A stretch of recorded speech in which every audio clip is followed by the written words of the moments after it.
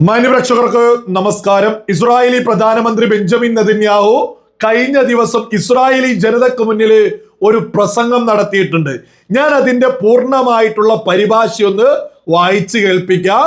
ഈ ഒരു പ്രസംഗം ലോകം മൊത്തം കേൾക്കേണ്ടതാ. നമ്മൾ പ്രത്യേകം മനസ്സിലാക്കണം, നമ്മുടെ കേരളത്തിലെ ഒരു മലയാള മാധ്യമം പോലും ഈ ഒരു പ്രസംഗത്തെ കുറിച്ച് ഒരു അക്ഷരം മിണ്ടിയിട്ടില്ല. ഈ പ്രസംഗത്തെ കുറിച്ച് ഒരു വാർത്ത കൊടുത്താൽ ഇറാൻ എത്രത്തോളം ഭീകരമായിട്ടുള്ള ഒരു രാജ്യമാണെന്ന് മലയാളികൾ തിരിച്ചറിയും.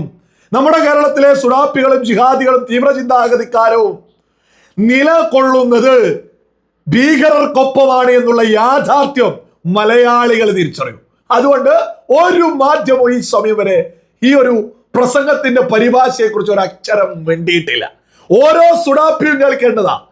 ഇസ്രായേലി പ്രധാനമന്ത്രി ബെഞ്ചമിൻ നെതന്യാഹുവിന്റെ പ്രസംഗം, അദ്ദേഹത്തിന്റെ പ്രസംഗത്തിന്റെ പരിഭാഷ ഞാനൊന്ന് വായിച്ചു കേൾപ്പിക്കാം. പ്രിയപ്പെട്ട ഇസ്രായേൽ പൗരന്മാരെ, പതിറ്റാണ്ടുകളായി ഇറാൻ ആണവായുധങ്ങൾ കൈക്കലാക്കാൻ നടത്തുന്ന ശ്രമങ്ങൾക്കെതിരെ ഞാൻ പോരാടുകയാണ്. ഇതിനെ എന്റെ ജീവിതത്തിന്റെ ലക്ഷ്യമായി ഞാൻ കരുതുന്നു. ഇന്ന് വരെ ഞാൻ അതിൽ ഉറച്ചു നിന്നു. ഭാവിയിലും ഞാൻ അതിൽ ഉറച്ചു നിൽക്കും. കരാറുകൾ ഉണ്ടായാലും ഇല്ലെങ്കിലും ഇറാൻ ആണവായുധങ്ങൾ ഉണ്ടാകില്ല, ഇന്നുമില്ല, നാളെയുമില്ല. ഞാൻ ഇസ്രായേലിന്റെ പ്രധാനമന്ത്രിയായിരിക്കുന്നിടത്തോളം കാലം ഇത് സംഭവിക്കില്ല. ചിലർ ചോദിക്കുന്നത് ഞാൻ കേൾക്കുന്നു, നമ്മൾ എന്താണ് നേടിയത്? അവരോട് ഞാൻ പറയുന്നു, നമ്മൾ എന്താണ് നേടിയത് എന്നോ? അടിയന്തരമായി നമ്മെ വിഴുങ്ങുമായിരുന്ന ആ വിനാശത്തിന്റെ ഭീഷണിയെ നമ്മൾ നമ്മിൽ നിന്ന് അകറ്റി നിർത്തിയിരിക്കുന്നു. നമ്മുടെ അമേരിക്കൻ സുഹൃത്തുക്കളോടൊപ്പം ചേർന്ന് ഇസ്രായേലിന്റെ ചരിത്രത്തിലെ ഏറ്റവും വലിയ വ്യോമാക്രമണത്തിന് നമ്മൾ തുടക്കം കുറിച്ചു. നമ്മൾ അവരുടെ ആണവ ശാസ്ത്രജ്ഞരെ ഇല്ലാതെയാക്കി. ഭീകര ഭരണകൂടത്തിന്റെ നേതാക്കളെ ഇല്ലായ്മ ചെയ്തു. അവരുടെ ആണവ നിലയങ്ങൾ തകർത്തു തരിപ്പണമാക്കി. മിസൈലുകൾ നിർമ്മിക്കുന്ന ഭൂരിഭാഗം ഫാക്ടറികളും നശിപ്പിച്ചു. എണ്ണമറ്റ സൈനിക വ്യവസായങ്ങളെയും അടിസ്ഥാന സൗകര്യങ്ങളെയും തകർത്തു. ഇറാനിയൻ ജനതയെ കൂട്ടക്കൊല ചെയ്ത ബാസിജ് കമാൻഡർമാരെ ഇല്ലാതെയാക്കി. അവർക്ക് വൻ നാശനഷ്ടങ്ങൾ വരുത്തിവെച്ചു. നമ്മളത് നൂറുകണക്കിന് ബില്യൺ ഡോളറായി കണക്കാക്കുന്നു. ചിലർ അതൊരു ട്രില്യൺ ഡോളറിനടുത്ത് വരുമെന്ന് കണക്കാക്കുന്നു. പതിറ്റാണ്ടുകളായി അവർ കെട്ടിപ്പടുത്ത ഇറാന്റെ സമ്പദ് വ്യവസ്ഥക്ക് വലിയ നാശനഷ്ടമാണ് നമ്മൾ വരുത്തിവെച്ചത്. എന്നാൽ ഏറ്റവും പ്രധാനപ്പെട്ട കാര്യം, ആണവ വിനാശത്തിന്റെ ഭീഷണിയിൽ നിന്ന് നമ്മൾ ഇസ്രായേൽ രാജ്യത്തെ രക്ഷിച്ചു. കാരണം റൈസിംഗ് എ ലയൺ ഓപ്പറേഷന് തൊട്ടു മുമ്പ് ഇറാൻ ആണവ ബോംബിലേക്ക് അതിവേഗം കുതിക്കുകയായിരുന്നു എന്ന് നമ്മൾ മനസ്സിലാക്കണം. അവർ ബോംബിലേക്കും തങ്ങളുടെ മിസൈൽ ആണവ വ്യവസായങ്ങളെ ഭൂമിക്കടിയിൽ ആഴത്തിൽ ഒളിപ്പിക്കാനുമാണ് അതിവേഗം പാഞ്ഞുകൊണ്ടിരുന്നത്. നമ്മൾ ആ സമയത്തും ആ തീവ്രതയിലും പ്രവർത്തിച്ചിരുന്നില്ല എങ്കിൽ ഓപ്പറേഷൻ ലയൺ, തുടർന്ന് റോർ ഓഫ് ദി ലയൺ എന്നിവയിലൂടെ പ്രസിഡന്റ് ട്രംപുമായി അമേരിക്കൻ സൈന്യവുമായുള്ള ചരിത്രപരമായ സഹകരണത്തോടെ നമ്മൾ ഈ രീതിയിൽ പ്രവർത്തിച്ചിരുന്നില്ല എങ്കിൽ ഇറാൻ ഇതിനകം തന്നെ ആറ്റം ബോംബുകൾ ഉണ്ടാകുമായിരുന്നു. അതിന്റെ അർത്ഥം എന്താണ്? ഇപ്പോൾ എന്നെ കേൾക്കുന്ന ദശലക്ഷക്കണക്കിന് ഇസ്രായേൽ പൗരന്മാരായ നിങ്ങൾ എല്ലാവരും കൂട്ടമരണത്തിന്റെ ഭയാനകമായ അപകടത്തിലാകുമായിരുന്നു. നമ്മളെല്ലാവരും അപകടത്തിലാകുമായിരുന്നു. ഇസ്രായേലിലെ ജനസംഖ്യയെ ഒന്നടങ്കം തുടച്ചു നീക്കണമായിരുന്ന ആ അപകടത്തെയാണ് നമ്മൾ വർഷങ്ങളോളം ദൂരേക്ക് തള്ളി മാറ്റിയത്. അതാണ് നമ്മൾ നേടിയത്. നമ്മൾ ഇസ്രായേൽ രാജ്യത്തെ നാശത്തിൽ നിന്ന് രക്ഷിച്ചു. എന്നാൽ ഇസ്രായേൽ പൗരന്മാരെ, ഞാൻ നിങ്ങളോട് പറയുന്നു, ഈ പോരാട്ടം അവസാനിച്ചിട്ടില്ല. നമ്മൾ ജാഗ്രത പാലിക്കുന്നത് തുടരേണ്ടതുണ്ട്. ആവശ്യമുള്ളത്രയും നമ്മെ തന്നെ പ്രതിരോധിക്കാൻ ശക്തരും ദൃഢനിശ്ചയമുള്ളവരുമായി തുടരേണ്ടതുണ്ട്. ഇത് ഇറാന് എതിരെ മാത്രമല്ല ബാധകം, ഇറാന്റെ ഭീകരവാദ ശാഖകൾക്കെതിരെയും ഇത് സത്യമാണ്. അവർക്കെതിരെ അഭൂതപൂർവമായ രീതിയിലാണ് നമ്മൾ ആഞ്ഞടിച്ചത്. നമ്മളത് ഗാസയിൽ ചെയ്തു, ലബനനിൽ ചെയ്തു, സിറിയയിൽ ചെയ്തു, യമനിൽ ചെയ്തു, ജൂദിയയിലെയും സമരിയയിലെയും അഭയാർത്ഥി ക്യാമ്പുകളിൽ ചെയ്തു. നമ്മളത് എല്ലായിടത്തും ചെയ്തു. ഹമാസിന്റെ നിരവധി നേതാക്കൾക്കൊപ്പം ദൈഫ്, ഹനിയ, സിൻവർ എന്നിവരെ നമ്മൾ ഇല്ലാതെയാക്കി. വാസ്തവത്തിൽ അവരിൽ ഭൂരിഭാഗം പേരെയും ആ ഭയാനകമായ കൂട്ടക്കൊലയിൽ പങ്കെടുത്ത എല്ലാവരെയും ഞാൻ വിചാരിക്കുന്നു. ഇനി ഒരാൾ കൂടിയാണ് ബാക്കിയുള്ളത് അവനും ഇല്ലാതെയാക്കപ്പെടും. നമ്മൾ 10,000-കണക്കിന് ഭീകരരെയും എണ്ണമറ്റ ഭീകര അടിസ്ഥാന സൗകര്യങ്ങളെയും നശിപ്പിച്ചു. ഗാസയിൽ നിന്ന് നമ്മുടെ എല്ലാ തടവുകാരെയും നമ്മൾ തിരികെ കൊണ്ടുവന്നു.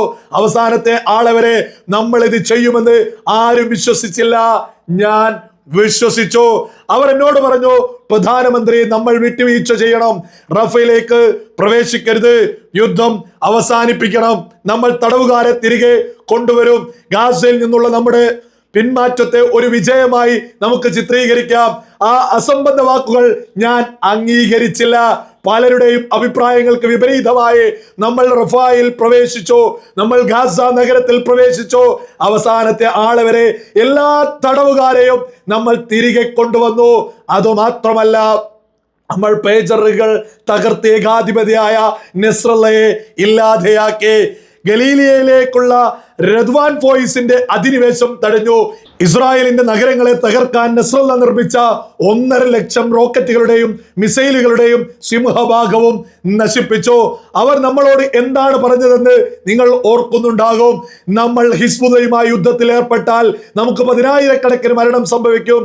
ടെൽ അവീവ്, ഹൈഫ, ജെറുസലേം, ബീർഷബ എന്നിവിടങ്ങളിലെ ഗോപുരങ്ങൾ തകർന്നുവീഴും. ഇസ്രായേലിലെ നഗരങ്ങൾ അവശിഷ്ടങ്ങളുടെ നഗരമായി മാറും. നിങ്ങൾ അത് ഓർക്കുന്നുണ്ടാകും. ഞാനത് അംഗീകരിച്ചില്ല. നമ്മൾ അവരോട് പോരാടി. എങ്ങനെയാണ് പോരാടിയത്? വർഷങ്ങളായി വടക്കൻ ജനവാസ കേന്ദ്രങ്ങളെ, വാസ്തവത്തിൽ രാജ്യം മുഴുവനെയും ഭീഷണിപ്പെടുത്തിയിരുന്ന ഹെസ്ബുള്ളയുടെ കേന്ദ്ര സ്ഥാനങ്ങളായ ബ്യൂഫോർട്ട് പോലെയുള്ളവയും നമ്മൾ പിടിച്ചെടുത്തു. ഇതിന് സമാന്തരമായി നമ്മൾ മറ്റൊന്നുകൂടി ചെയ്തു. ഇസ്രായേൽ രാജ്യത്തിന് ചുറ്റും നമ്മൾ ആഴത്തിലുള്ള സുരക്ഷാ മേഖലകൾ സ്ഥാപിച്ചു. നമ്മളത് ഗാസയിലും ലെബനനിലും സിറിയയിലും ചെയ്തു. സിറിയയിൽ തിന്മയുടെ അച്ചുതണ്ടിന്റെ പ്രധാന കണ്ണിയായിരുന്ന അസദിന്റെ എല്ലാ ആയുധങ്ങളും നമ്മൾ ഇല്ലാതെയാക്കി. ഞാൻ ഒരു കാര്യം വ്യക്തമാക്കാൻ ആഗ്രഹിക്കുന്നു. നമ്മുടെ രാജ്യത്തെ സംരക്ഷിക്കാൻ ആവശ്യമുള്ളിടത്തോളം കാലം നമ്മൾ ആ സുരക്ഷാ മേഖലകളിൽ തുടരും. കാരണം ഒക്ടോബർ 7-ന് ശേഷം ഞാൻ ലളിതമായ ഒരു നയം നിശ്ചയിച്ചു. ഭീകര സംഘടനകളെ നമ്മുടെ അതിർത്തികളിൽ തമ്പടിക്കാൻ ഇസ്രായേൽ അനുവദിക്കില്ല. നമ്മുടെ ഭൂപ്രദേശത്തേക്ക് ഭീകര തുരങ്കങ്ങൾ തുരക്കാനോ നമ്മുടെ പൗരന്മാർക്ക് നേരെ കൂട്ടക്കൊല ആസൂത്രണം ചെയ്യാനോ അനുവദിക്കില്ല. ഇന്ന് നമ്മുടെ വീരന്മാരായ IDF പോരാളികൾ ഭീകരർക്കും നമ്മുടെ പൗരന്മാർക്കുമിടയിൽ കാവൽ നിൽക്കുന്നു. വാസ്തവത്തിൽ നമ്മൾ ചെയ്തത് നമ്മുടെ സമഗ്രമായ സുരക്ഷാ സിദ്ധാന്തത്തെ തന്നെ മാറ്റി എഴുതുകയാണ്. നമ്മൾ നമ്മെ തന്നെ മാറ്റിമറിച്ചു. നമ്മൾ ഭയത്തിന്റെ മതിൽ തകർത്തു. നമ്മൾ മുൻകൈ എടുക്കുന്നു, നമ്മൾ ആക്രമിക്കുന്നു, നമ്മൾ അത്ഭുതപ്പെടുത്തുന്നു. നമ്മെ ഇല്ലാതാക്കാൻ ആഗ്രഹിക്കുന്നവർക്ക് മേൽ നമ്മൾ ശക്തമായി ആഞ്ഞടിക്കുന്നു. ഇസ്രായേൽ എന്നത്തേക്കാളും ശക്തമാണ്. ഇറാന്റെ തിന്മയുടെ അച്ചുതണ്ട് എന്നത്തേക്കാളും ദുർബലമാണ്. യുദ്ധത്തിന്റെ തുടക്കത്തിൽ ഞാൻ ഈ വിശദീകരിച്ചതെല്ലാം നമ്മൾ കൈവരിക്കുമെന്ന് ആരോടെങ്കിലും പറഞ്ഞിരുന്നെങ്കിൽ ഞാനെല്ലാം വിശദീകരിച്ചിട്ടുമില്ല. അയാൾ പകൽക്കിനാവ് കാണുകയാണെന്ന് നിങ്ങൾ പറയുമായിരുന്നു. സുരക്ഷാ വിദഗ്ധർ നന്നായി ചെയ്തു എന്നാണോ? അല്ല, നമ്മളാണത് ചെയ്തത്. ഇന്ന് ഇതെല്ലാം കൈവരിച്ചതിന് ശേഷവും ഇതിനെ കുറച്ചു കാണാനും നമ്മുടെ മഹത്തായ നേട്ടങ്ങളെ തള്ളിക്കളയാനും ആഗ്രഹിക്കുന്ന ചിലരുണ്ട്. ഞാൻ നിങ്ങളോട് പറയുന്നു, നമ്മൾ ഇനിയും നിരവധി വലിയ കാര്യങ്ങൾ കൈവരിക്കാൻ പോവുകയാണ്. ഈ മേഖലയിലെ ഭീഷണികളെ നമ്മൾ തടയുന്നത് തുടരും. ഈ മേഖലയിലെയും അതിന് പുറത്തുമുള്ള രാജ്യങ്ങളുമായി നമ്മൾ പുതിയ സഖ്യങ്ങൾ കെട്ടിപ്പടുക്കും. നമ്മുടെ സൈനിക സ്വാതന്ത്ര്യം നമ്മൾ ഉറപ്പാക്കും. അത് ഞാൻ നിശ്ചയിച്ച മറ്റൊരു നയമാണ്. പ്രതിരോധ ബജറ്റിലേക്ക് ഞാൻ 350 ബില്യൺ ഷെക്കൽ കൂടെ വകയിരുത്തുന്നുണ്ട്. ഭാവനയുടെ അതിരുകൾ ഭേദിക്കുന്ന സാങ്കേതിക വിദ്യകൾ നമ്മൾ വികസിപ്പിക്കും. ഇസ്രായേലിനെ ഇതിലും ശക്തമായ ഒരു ശക്തിയായി നമ്മൾ മാറ്റും. കാരണം നമ്മുടെ കരുത്താണ് നമ്മുടെ ഭാവിയുടെ താക്കോൽ. അത് നമ്മുടെ സുരക്ഷയുടെ താക്കോലാണ്.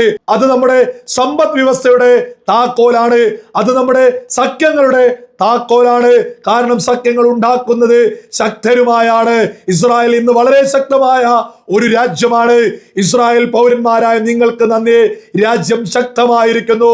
ഇസ്രായേലി പൗരന്മാരെ, നിങ്ങളുടെ ഉറച്ച നിലപാടിനും ഗവൺമെന്റിന് നിങ്ങൾ നൽകുന്ന പിന്തുണക്കും പ്രധാനമന്ത്രി എന്ന നിലയിൽ എനിക്ക് നൽകുന്ന പിന്തുണക്കും ഞാൻ നിങ്ങളോട് നന്ദി പറയാൻ ആഗ്രഹിക്കുന്നു.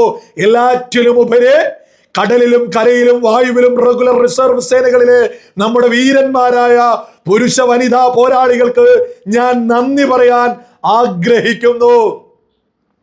IDF-ലും എല്ലാ സുരക്ഷാ വിഭാഗങ്ങളിലും ഉള്ളവർക്ക് ഇസ്രായേലിന്റെ വീരന്മാരെ നിങ്ങളെപ്പോലെ മറ്റാരുമില്ല. നമ്മൾ ഒരുമിച്ച് നിൽക്കുന്നത് തുടരും, നമ്മൾ ഒരുമിച്ച് വിജയിക്കുന്നത് തുടരും.